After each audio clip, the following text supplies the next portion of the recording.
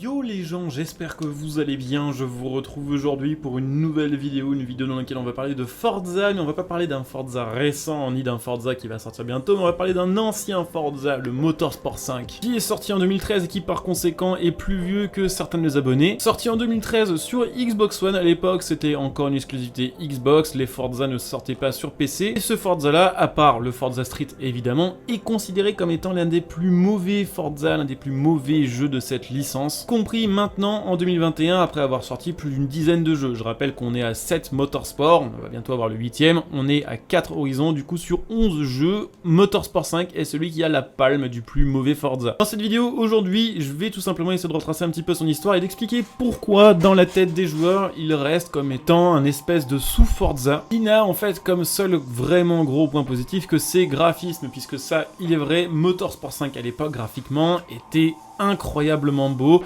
C'était, si je dis pas de bêtises, le premier Forza à être développé uniquement pour l'Xbox One, qui à l'époque était en fait la nouvelle génération de consoles. Celui sorti juste avant, le Motorsport 4, était sorti encore à l'époque en exclusivité 360. Ce jeu, donc Forza Motorsport 5, a servi de vitrine technologique pour la Xbox One, pour montrer ce qu'on savait faire et ce qu'on pouvait faire à l'époque en 2013 graphiquement sur un jeu. Il est vrai qu'à l'époque, quand on voyait les trailers, avant que le jeu sorte en fait, tout simplement, les infos qu'on pouvait lire autour du jeu étaient quand même assez incroyables. Il y avait vraiment un gros gap technique entre Motorsport 5 et Motorsport 4, même si Motorsport 4 était à l'époque considéré comme étant un beau jeu, Motorsport 5 est en fait à peine moins beau qu'un Motorsport 6 ou qu'un Motorsport 7. C'était clairement, on va dire, le point le plus mis en avant à l'époque sur ce Motorsport 5, et c'est clairement, je pense aussi, ce qui l'a un petit peu desservi, parce qu'une fois un petit peu le wow effect passé après les premières heures de jeu de Forza Motorsport 5, beaucoup de joueurs se sont rendus compte que Motorsport 5 était très buggé, rempli de plein de défauts au niveau du gameplay et surtout très vide. Pour resituer un petit peu ce qui se faisait précédemment sur un Forza en termes par exemple de nombre de voitures, en termes de contenu, sur Motorsport 4 il y avait à la fin du jeu 669 voitures, donc moins évidemment des voitures de DLC. Il y a 125 voitures en DLC sur Motorsport 4, donc en gros sur le jeu de base il y avait 544 voitures. Motorsport 4 à l'époque était vraiment particulièrement complet et était vraiment un gros jeu dans les jeux, on va dire à l'époque, présentant le plus de contenu en termes de nombre de voitures, et surtout le nombre de voitures augmentait d'année en année normalement sur les Forza Motorsport, c'est-à-dire que le 4 en proposait 669, le 3 en proposait 495, le 2 en proposait 338, donc là encore une fois en comptant tous les DLC, et le Forza Motorsport 1 proposait 225 voitures qui à l'époque étaient toutes sur le jeu de base, c'est-à-dire qu'il me semble, je peux dire une bêtise, mais il me semble qu'à l'époque le premier Forza Motorsport n'avait pas de DLC, c'est-à-dire que toutes les voitures étaient présentes dès la sortie du jeu. Donc 669 voitures sur Motorsport 4, évidemment on pouvait s'attendre à plus avec le 5, on pouvait s'attendre à au moins 700 voitures, et là 325 véhicules. 325 véhicules, certes très bien modélisés, retravaillés pour ce nouvel épisode de Forza Motorsport. 325 voitures, certes c'est beaucoup, c'est déjà 2 fois moins que sur Motorsport 4. Et ça c'est en comptant les DLC, puisque oui, Motorsport 5 a eu beaucoup de DLC, et c'est ce qui fait rager une partie des joueurs à l'époque. Mais surtout, Motorsport 5 a plus d'une centaine de voitures en DLC, ce qui fait que si on enlève ces voitures DLC là, on compte uniquement les voitures du jeu de base, on a seulement 220 voitures sur le Motorsport 5, ce qui est, encore une fois si j'ai pas fait d'erreur, moins que le premier Forza Motorsport sur son jeu de base. Et surtout, les voitures en DLC sur ce jeu représentent un tiers des voitures. Là où sur Motorsport 4 ça représentait un cinquième, et où maintenant sur un Motorsport 6 ou 7 ça représente un cinquième ou un sixième. Donc déjà beaucoup moins de contenu, alors certes du contenu mieux fait, et si c'était à refaire maintenant c'est peut-être ce que je choisirais, c'est-à-dire que sur Motorsport 8 je suis pas sûr qu'on ait vraiment besoin de 900 voitures, je pense qu'il y a un entre-deux à trouver, je pense que 450 ou 500 voitures sur un Motorsport c'est largement suffisant si les voitures sont bien choisies, et surtout ça permet d'avoir des voitures peut-être mieux modélisées avec surtout des bien meilleurs sons. Mais mon avis à moi on s'en fout, ce qui compte c'est l'avis général des joueurs à l'époque, et les joueurs à l'époque en veulent beaucoup à Turn 10 d'avoir développé ce jeu avec moins de voitures que sur Motorsport 4, beaucoup moins, et de rajouter autant de DLC sur le jeu. Certains se sentent vraiment arnaqués, faut pas oublier qu'à l'époque un Forza en Ultimate coûte le même prix qu'un Forza en Ultimate maintenant, mais qu'à l'époque les jeux normaux de base ne se vendaient pas 70 balles mais 50 balles, ce qui fait que littéralement à l'époque il fallait payer en fait le double du prix du jeu de base pour avoir tous les DLC, ce qui à l'époque n'était quelque chose de pas du tout bien vu. Également le nombre de circuits qui était largement en baisse sur Motorsport 5, je rappelle que sur Motorsport 4 nous avions 147 circuits, donc il y avait 147 circuits en comptant évidemment les versions différentes, c'est-à-dire que par exemple le Tsukuba, il y a la version courte et la version longue, ça compte comme deux. Si vous prenez Top Gear, à l'époque vous aviez Top Gear en version full, en version extérieure, en version reverse, vous aviez le terrain de foot, vous aviez le drag, etc., etc. À chaque fois ça compte comme un nouveau circuit. Mais sur Motorsport 4 on était à 147.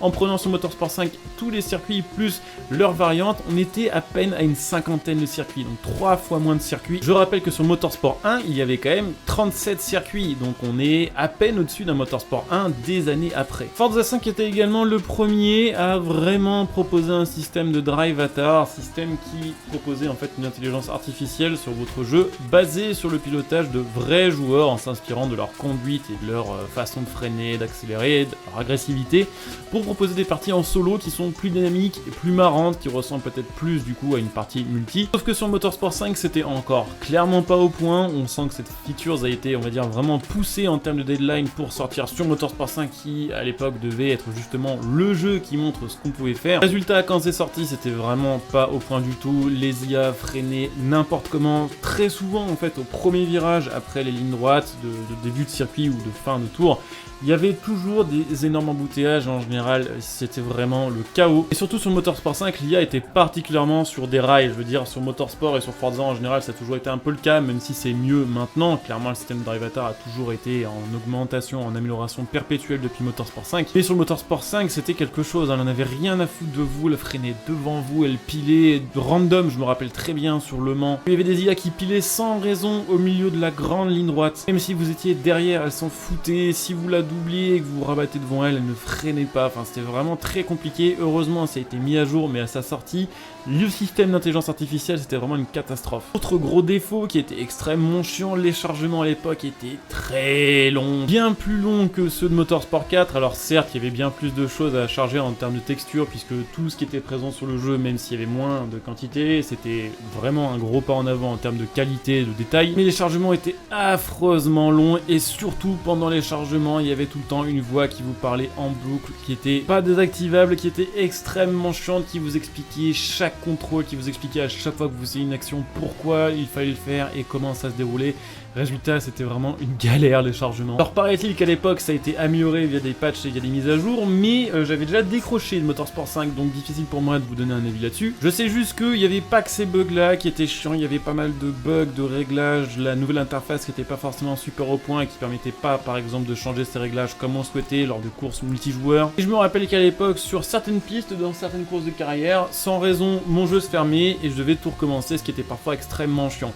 Motorsport 5 en fait n'était pas forcément un mauvais jeu en lui-même, le seul problème c'est qu'il est sorti avec l'estampillage Forza, que quand vous jouez à un jeu Forza vous vous attendez à une certaine quantité de contenu, et c'est en fait je pense le principal point de mécontentement des joueurs à l'époque, c'est qu'il y avait beaucoup trop de contenu en DLC payant et très peu de contenu au final sur le jeu. Et si je vous en parle aujourd'hui en vidéo, c'est parce que ça me rappelle un truc, cette histoire, j'ai quand même peur pour Motorsport 8, parce que Motorsport 5 était justement vendu comme étant un reboot, une nouvelle manière d'approcher le jeu de course, d'approcher la série Forza Motorsport. C'était en plus le jeu destiné à être la vitrine technologique de la Xbox One à l'époque, parce que les jeux de voiture c'est aussi bien pour ça, puisqu'il y a du décor, il y a des voitures, il y a besoin d'un bon framerate, d'une bonne sensation de vitesse. Et j'ai l'impression qu'on va nous ressortir ça pour le prochain Motorsport, le Motorsport 8, où c'est pareil, on nous le vend comme étant un reboot, on nous le vend aussi un peu comme étant le nouveau jeu révolutionnaire graphiquement, utilisant le RTX et la photogrammétrie pour le prochain Motorsport. J'ai très peur que ce Motorsport 8 soit un Motorsport 5 bis avec très peu de contenu, surtout que lorsqu'ils l'ont annoncé le Motorsport 8, ils ont dit que la qualité allait primer sur la quantité. C'est une belle chose si c'est bien dosé, c'est-à-dire que encore une fois, si on se retrouve avec 500 voitures, moins que sur Motorsport 7 donc, mais qu'elles sont très bien réalisées, c'est pas un problème, et ce sera même, on va dire, je pense, une bonne chose. Mais si on se retrouve avec moins de 300 voitures et que un tiers ou un quart se retrouve en DLC payant, tout ça pour avoir, on va dire, des graphismes plus jolis, eh bien je pense que ça va poser problème, et je pense que malheureusement le jeu laissera un goût amer comme c'était le cas pour Motorsport 5. À voir, j'espère qu'on aura vite des news sur le prochain Motorsport, j'espère que c'est pas un projet qui va tomber à l'abandon, et j'espère qu'ils vont vraiment écouter le feedback des joueurs, puisque le Motorsport 8 est censé être développé en partenariat, en parallèle on va dire plutôt, avec les joueurs Forza qui parfois arrivent à avoir le jeu en avance et à donner, on va dire, leur retour directement aux développeurs. À voir, Dès qu'il y aura des petites news, de toute façon, je vous en parlerai. J'espère que cette vidéo vous aura intéressé, j'espère qu'elle vous aura plu. N'hésitez pas à me dire en commentaire si c'est le cas, à laisser un petit like, évidemment, à vous abonner si vous êtes nouveau. Vous pouvez me retrouver en live sur Twitch via le lien qui sera sous cette vidéo, en description et en top commentaire. Donc n'hésitez pas à venir follow pour être notifié des prochains lives. Et n'hésitez pas, si vous avez Amazon Prime, à utiliser votre Twitch Prime sur ma chaîne Twitch pour me soutenir gratuitement. Je rappelle que si vous le souhaitez, vous pouvez me retrouver sur Facebook, sur Twitter. Vous pouvez bien sûr utiliser mes liens de soutien gratuits qui sont sous cette vidéo pour me soutenir gratuitement en faisant vos achats. J'ai un lien Instant Gaming par exemple pour acheter vos jeux et vos cartes d'abonnement à prix réduit. J'ai un lien matal.net pour acheter vos composants PC à prix réduit. Pour ceux qui souhaitent me soutenir de manière payante, je vous rappelle que si vous le souhaitez, vous pouvez évidemment devenir membre soutien de ma chaîne YouTube via le bouton rejoindre sous cette vidéo à partir de 1,99€ par mois et là aussi profiter de plein de contreparties. Je coupe ici, je vous dis à très bientôt, bon jeu à tous, ciao.